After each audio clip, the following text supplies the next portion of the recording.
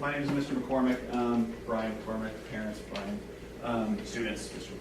McCormick. And I just really wanted to focus on a couple, they're relatively broad ideas and simple concepts for making sure that your student is thinking about things that they can do to be better, to make life easier. I tell students all the time that every teacher, every administrator, every counselor, their ultimate job is to make your student's life easier.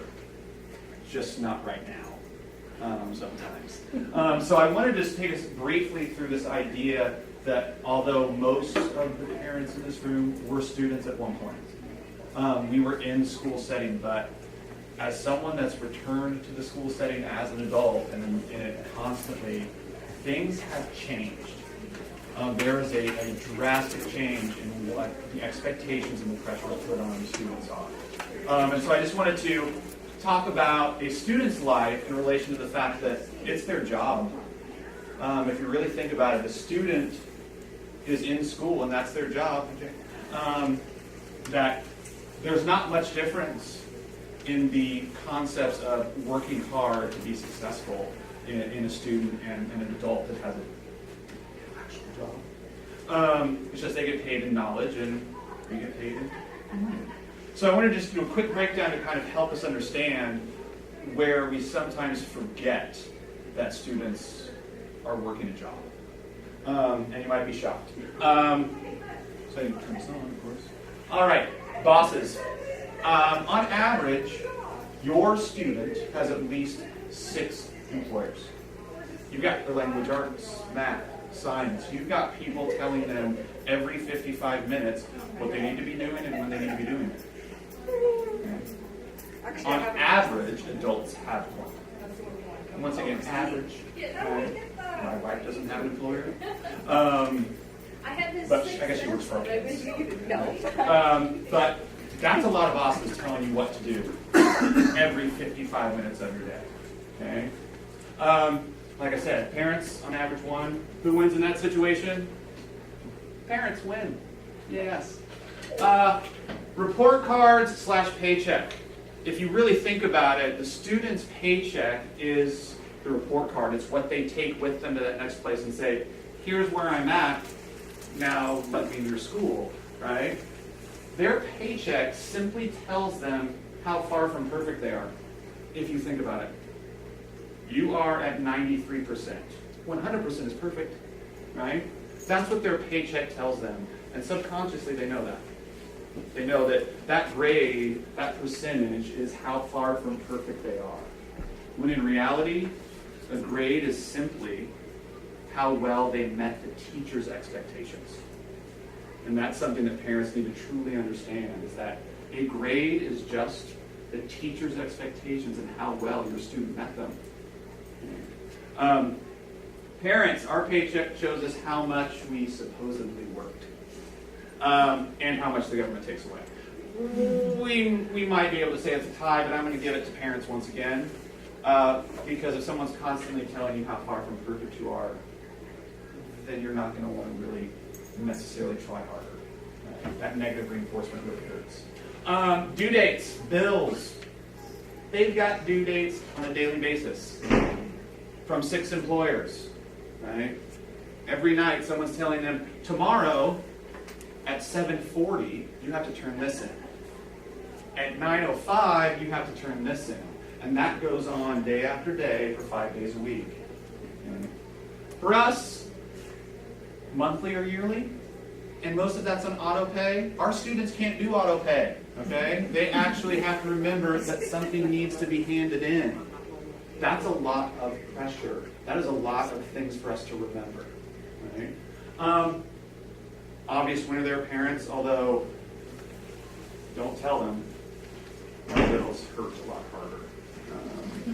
Freedom, car. 1/4 of them can't drive. We have to pay our car insurance, but we can drive. That's kind of perk. We'll call that a tie. After school, this is the one that kind of shocks me, and I was going to mention something about being an attorney or a teacher, but I'll try to keep that out of here. But When a student gets off work, you know what they have to go home and do? They have to start working for the work next day. That's what they do. They come home to do the work that they are measured on in class the next day. That's a lot of work. Where's the free time? Parents, like I said, I'm a teacher, a lawyer, or a mother, my wife, you get to spend time with your family, except your students have to go up to bed or their room to actually get stuff done. So nobody wins really in that situation. Right? Social life, and here's one that brain science really comes into play. They live in a constant state of change. Your teen, particularly those young men who need about 10 to 11 hours of sleep for their brains to fully develop. I don't know why it's just the guys, but they need 10 to 12 hours of sleep to function. Right? They're in a constant state of change. Sociologists tell us that you're not even who you really are until you're 26 or 27 years old. There is drastic changes that happen until you're 27, and then things start to become more solid. So you have a teenager in a constant state of change, trying to fit in, trying to figure out who they really are. All right? Think back to when you parents were 13. Okay? How much did you understand what you were doing and why you were doing it? Keep these things in mind. We are done changing. Most of the adults in this room are done changing. In fact, I might switch this up. We are done getting better. Okay? If we're not actively, and this is the stinger, folks, if we're not actively trying to increase our brain power and using it, guess what's really happening? We're becoming dumber. Going downhill, right? So we're not changing for the better if we're not actively thinking about being active mentally. We understand who we are. We aren't going through those major emotional, psychological, and ideological changes that much. We're responding to their changing culture, but we really kind of, boom, 27 and on, we have our belief systems, and we're not going to change much. We live rather peacefully with our faults. We have regrets. We're still human. But we're not there as parents. We're not having to juggle a lot of stuff that 20 years ago, 30 years ago, even 50 years ago, students were not dealing with. This you need to understand in order to appreciate the work a student has to do to be successful today in a classroom setting. Parents, we win on that one. We win on understanding who we are and where we're at. I would hate to be in that situation right now, feeling like, what am I doing in front of all these people? This is freaking me out. All right, this is my favorite one. I had to throw this in. Advice from elders. They have adults telling them all the time where they should be going, what they should be doing. Generally, they ignore most of it. Not intentionally. It's just that their brains tend to filter out the stuff that they don't see as immediately important. Let's face it, immediately important generally is something fun. Right? It's easier to appreciate that. Adults, we have parents telling us what our future should have looked like. Right? And we generally ignore their admonishments and criticisms. Right? Parents were on that one. Last but not least, and this is a big one, their success, a student's success, depends on someone else telling them that they succeeded. Giving them the acknowledgement that they've made it.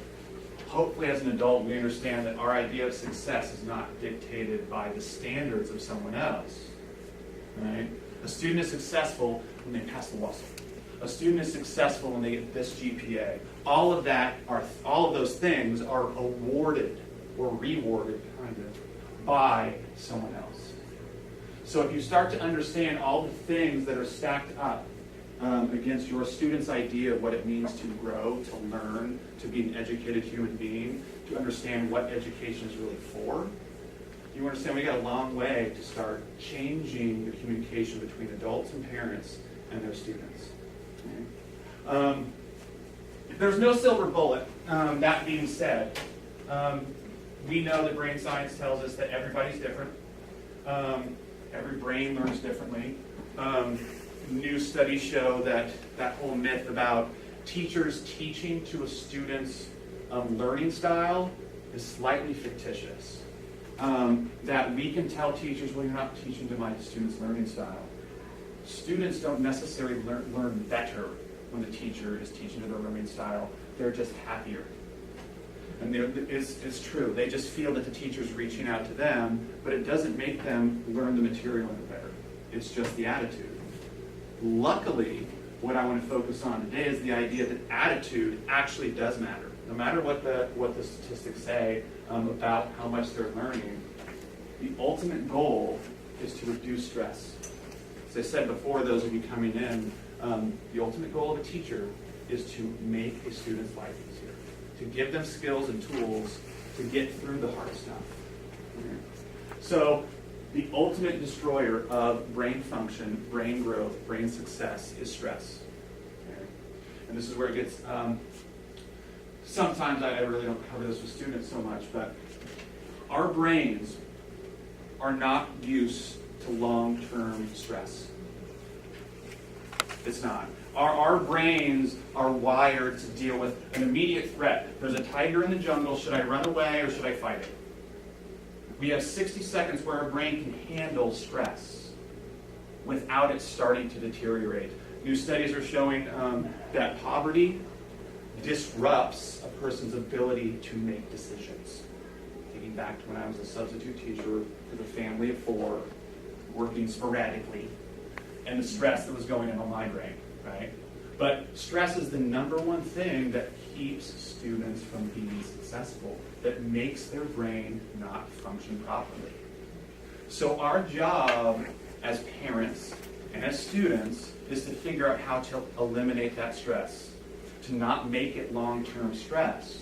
And if you are in my classroom, I see a couple of you out there, then you know that the things that we have in place in my classroom are designed to try to relieve stress.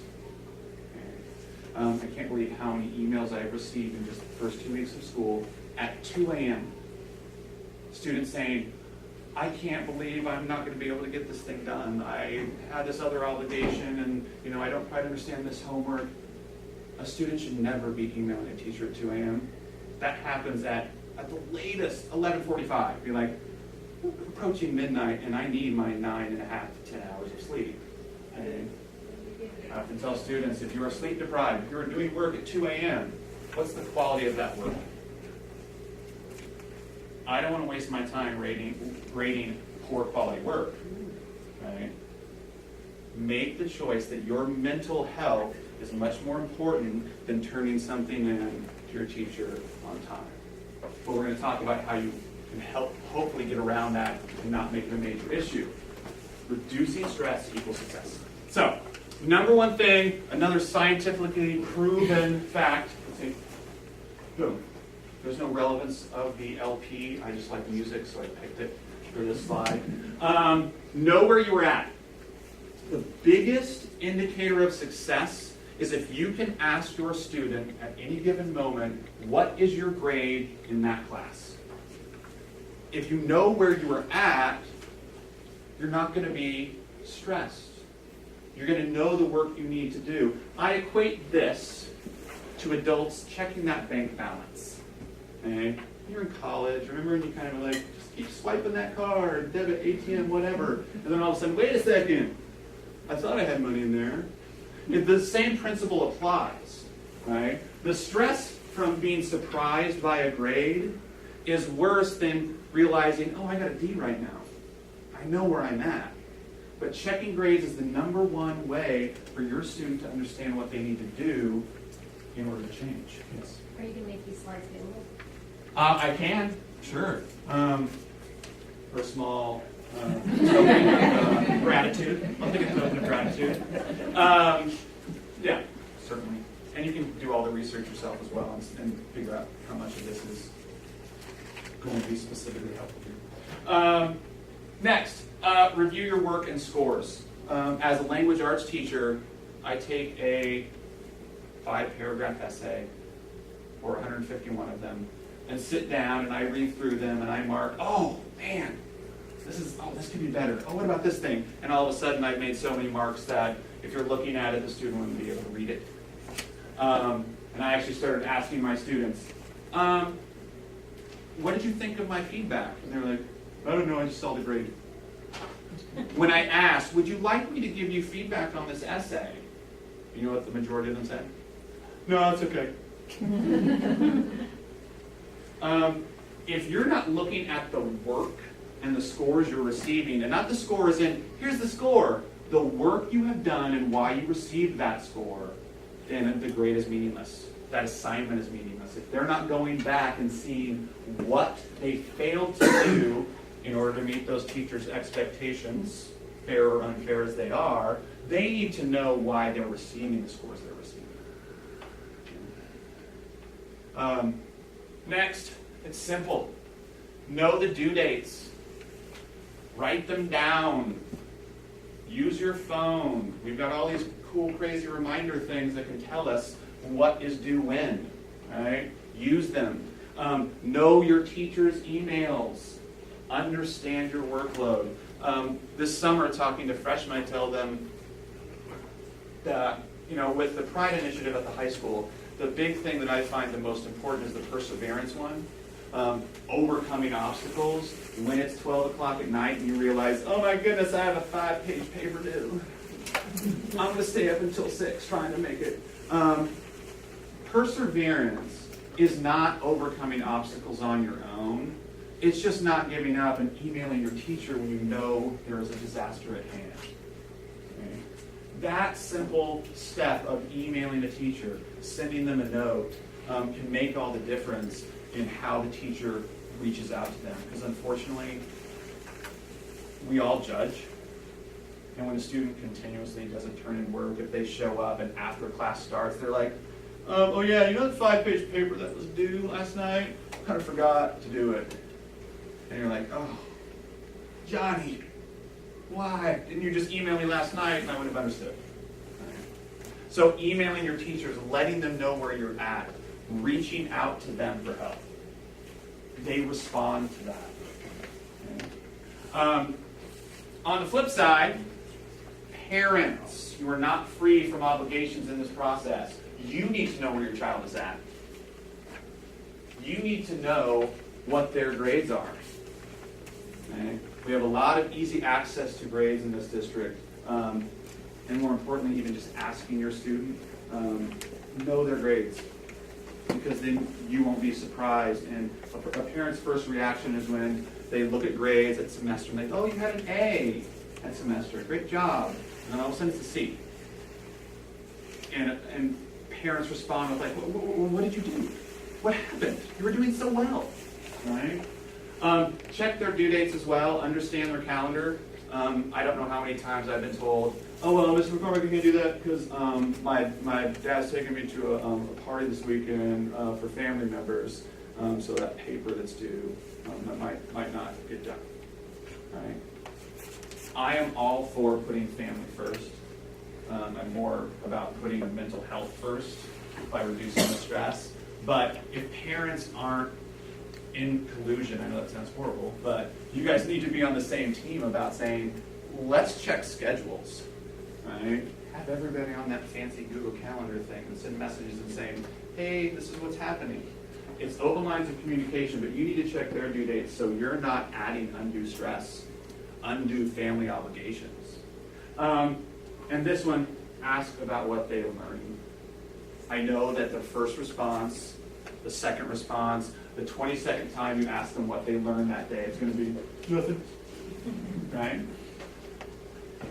But they are learning something, and it kind of is our job to get it out of them, you know.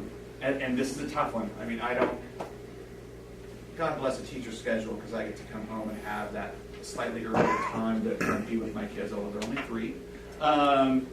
But that's the difficult thing in a working person's life, is making that time at the end of the day.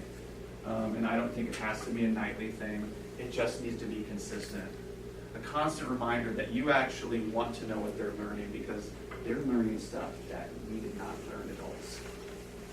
They're being exposed to these crazy new things that in our day and age seemed not to be academic. So ask them. Even when they shut you down, keep asking. it's not going to hurt you at all to ask.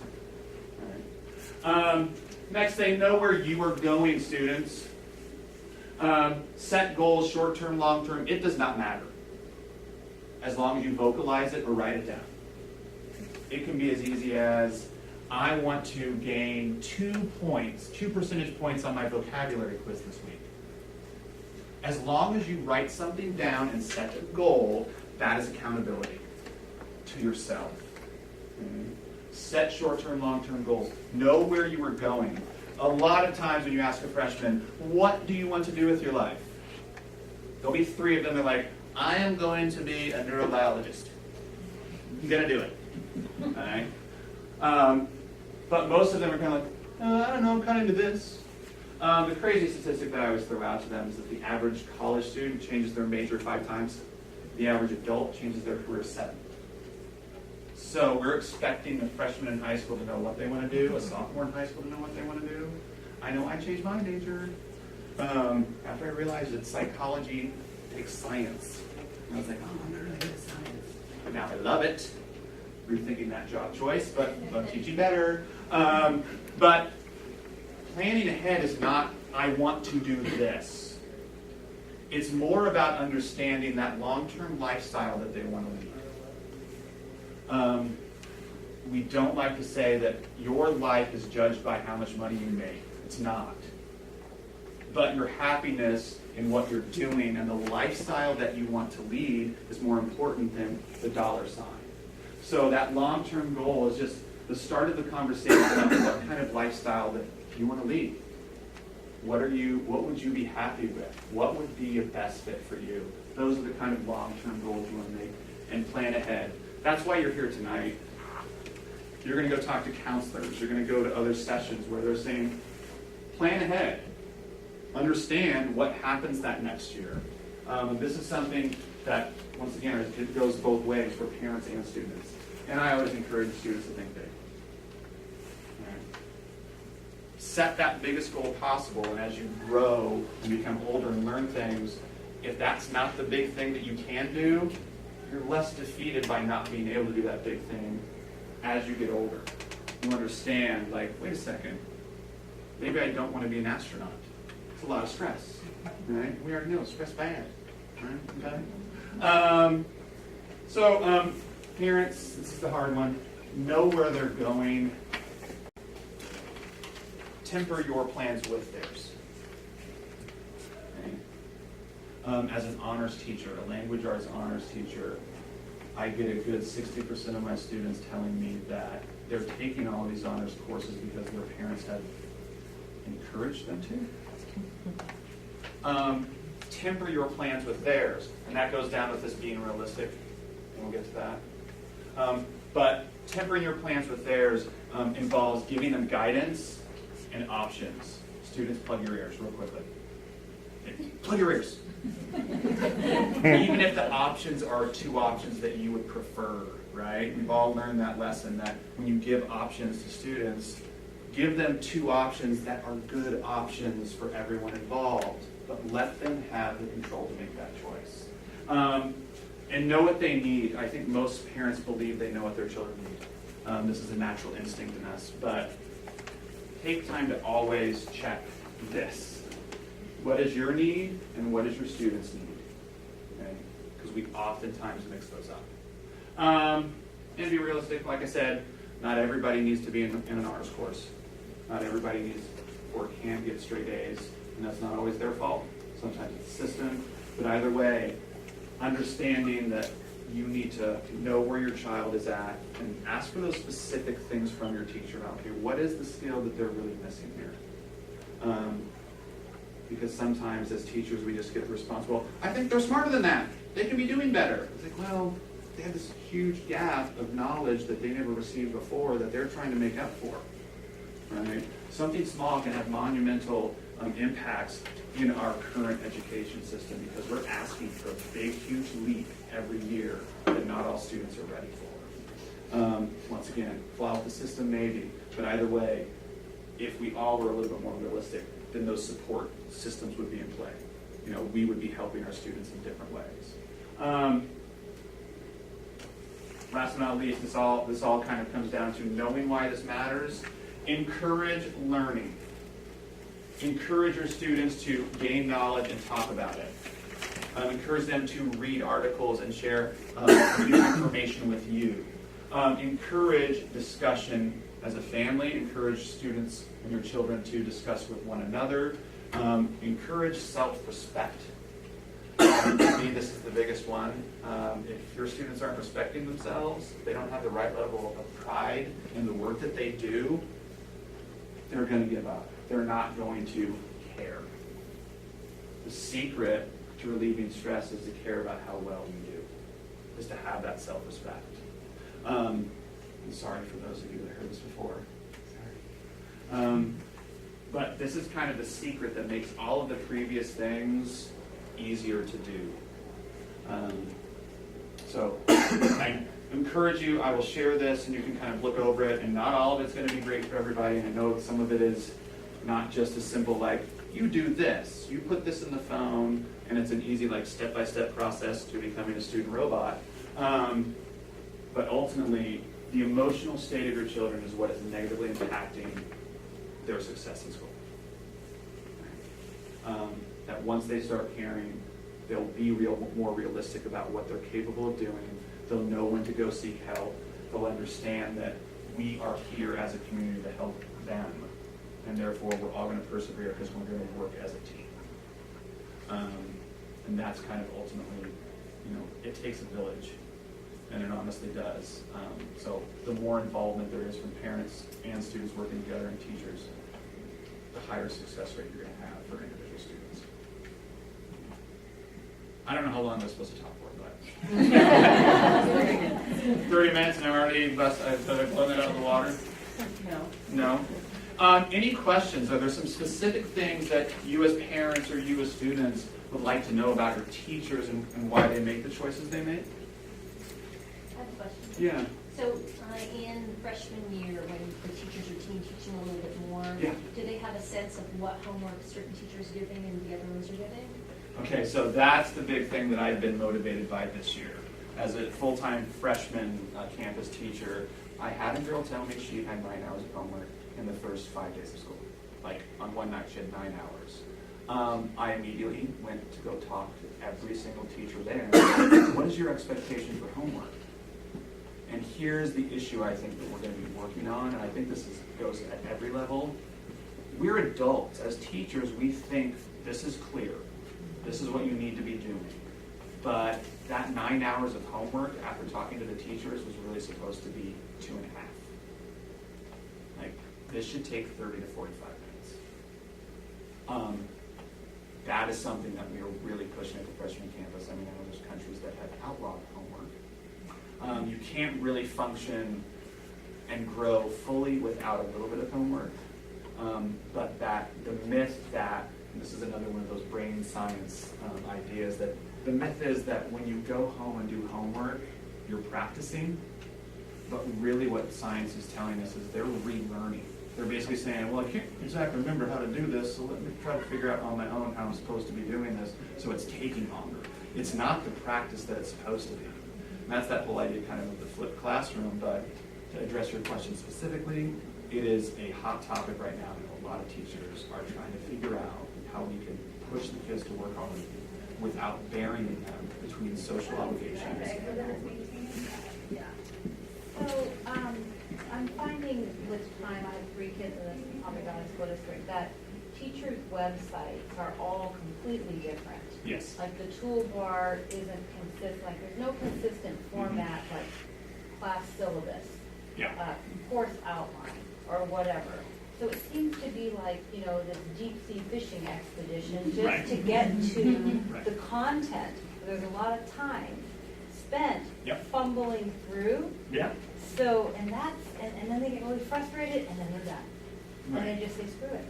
So let me ask you the question. Is there any is standards? it the student that is frustrated, or is it the parent trying to figure out what the student is trying to do? Well, perhaps both, but are there any standards from the district coming down that says, please set up your SharePoint site like this so that No. it's consistent? No, and I don't know all the reasons behind that. I know that at the freshman campus, we were approached, as someone who was working with the leadership team at the freshman campus, we were approached to say, could everybody just use Edmodo so parents have this easy calendar? Like, boom, Yeah. here's where it is. Yeah. Teachers were resistant to it because it's actually very limiting in what it can do, although it's increasing on a weekly basis of what it's allowed to do. But the district really is hesitant to tell a teacher that doesn't like technology, that doesn't want to spend 2 hours every night being like, okay, I've got to hook this class up to this class, and I got to go over here and do this. Some teachers are resistant to that change. Right, well, I would love it if it was just simplified. Yeah. Let's just make it simple. Yeah. Bam, bam, bam, you got the content, you got the information, we're done. Right. We're learning. Right, and that's why, and my methods are not, by teacher's imagination, my methods are not the answer. Like, I think the Edmodo sites and the learning management system is what they call them, that those are great ways to make it very easy for parents to check on the student status. But at the same time, I don't want to sacrifice the student actually kind of working their method out. I think it would be fine if the students had to kind of work for the information to a certain extent, like actually get out the planner and write it down. Like, don't rely on the website for the information. Like, how many times do I say in class, okay, here's your assignment, here's the due dates. Is that going to be on the website? Yeah, it's going to be on the website. All right, then I'm going to write it down. That's the attitude because it's become too easy. So what I do in my classroom and what I hope eventually kind of spreads out is my students make a personal website. On the homepage of their personal website is a link to every teacher's resource. That's the first thing we do when we create our websites in my classroom is, here's the link. So parents should know that students in my classes, you just go to your student's website and on the front is a link to all the teachers' websites. That, I feel like, empowers the student to organize information. And it's not me saying, let me make it so incredibly easy for you that you're not going to really check sometime because it's too easy, that you're going to stop writing things down. Right? It's a balance to make it easy for parents to access information, but also empower students to try to make changes to organize their lives. They're not really into it freshman year, but hey, start working and practice. I think the attitude of teachers needs to change a little bit in making that transition a little easier. But it's out there. Lots of people want it, and lots of teachers are resistant to everything in one place. There's a little robot image online and zero personality or yes. So knowing how students work their homework today, a little jaunt over to Facebook, a little text here, oh, there's a YouTube clip, Yeah. and then they get back into their homework, Yeah. and all these different things. So I mean, homework grant is going to take them a little bit longer. Right. Okay. And yeah, definitely. But if you notice, there's just an overwhelmingly too long of a time that if you take out some of those little side trips, what would be the protocol of how we would approach teachers, or would we approach, what would you suggest? Does it depend on the teachers? Do we contact them and say, my son or my daughter is spending a little bit too much time and we've tried to monitor it? Yeah, I would say that's the first approach, is to approach the teacher and ask, how much time do you think my student should be taking on this? Because that's where that being realistic idea is. I'm fairly good friends with Mr. Tetu, the science teacher that's created the honors science biology at the freshman campus, and he's seen a lot of students that are in there that really shouldn't. But when I asked him, how long should they be working on this, he's like, 30 to 45 minutes every other night. I had a girl tell me she spent 3 hours on the assignment, right? So it's, ask the teacher first, what do you expect in the amount of time my student should be spending on this? Because parents just look at time as a whole, not just per subject. Well, that's that whole bosses thing. Were you in here for the bosses thing? Yeah. Yeah. So they got 6 bosses that aren't really thinking about the other bosses. So we all if you- like, my subject's the best, right? Well, if you look at 6 bosses, each one of them gives an hour homework.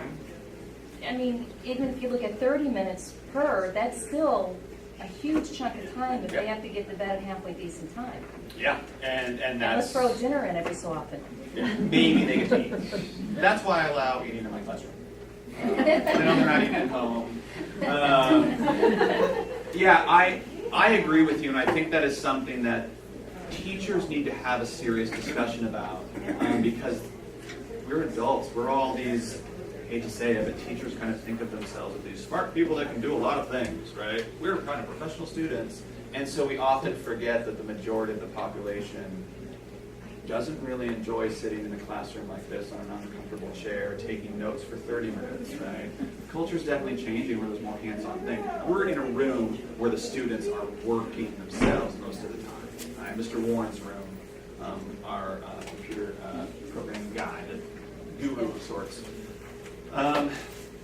It is still a conversation that needs to be had about understanding where all the teachers are at with homework. I mean, if you're saying we're preparing kids to get used to college, some college schedules, they have class Monday, Wednesday, Friday, or Tuesday, Thursday. They still have some downtime, and they're not sitting in class the whole amount of time that we are. Right. Back to back. Right. And that's We the have thing some that I mean, downtime. if you do any research on brain science, if you want to create an environment that is not conducive for learning, you're looking at it.